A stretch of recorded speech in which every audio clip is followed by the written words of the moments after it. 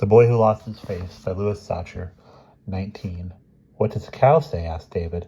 Elizabeth concentrated very hard. She pressed her lips together tightly and said, Moo, said David.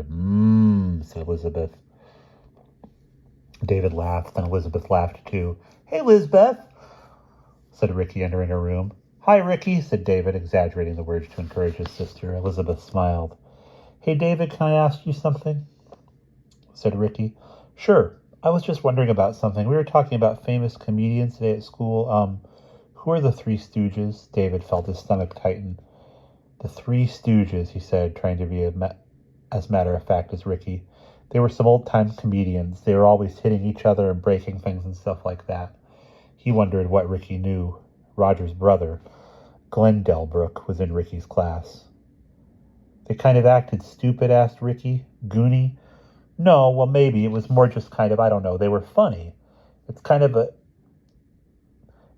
of humor known as slapstick comedy. They were very funny, very well respected in their field. Was one of them named Curly? Asked Ricky. Yes. Did he have real curly hair? No, David suddenly realized. He was bald. I guess that was the joke. They called him Curly even though he was bald. Why do you ask? No reason, said Ricky. We were just talking about comedians at school. Glenn said his favorite comedian was Robin Williams, and I said mine was Woody Allen. Ricky knew that David liked Woody Allen. And then some stupid girl said her favorite comedian was Curly of the Three Stooges. Oh, said David. Well, he was funny, too, very well respected in his field. I think the Three Stooges are on TV late at night. We could tape it and watch it tomorrow. No, that's okay, said Ricky. I think I get the idea. So what do you want to do? Asked David. You want to play chess or something? Nah, said Ricky. I got a lot of homework. He walked out of the room. David's mother was making chicken and dumplings for dinner. She asked David to put the sack of flour back on the shelf for her. He stood on the counter and put the sack on the top shelf, jumped down and landed hard on the linoleum floor. The sack of flour tipped over and fell on his head. Ricky burst out laughing. It took David a few seconds to figure out what had happened. His curly hair had turned white with flour. Even his mother laughed. Is that something Curly of the Three Stooges would have done? Asked Ricky. David smiled. Yeah, I guess so, he said. It wasn't until later that night, when David was lying in bed, that he realized that the curse had struck. If there was a curse, and he didn't believe in curses, Roger and Randy had trampled all over Mrs. Bayfield's flower garden. They had stepped on her flowers. Now the flower had stepped on him. Oh, come on now, he thought. That's really pushing it. Flowers and flower are completely different things. Just because they sound alike, that shouldn't mean anything.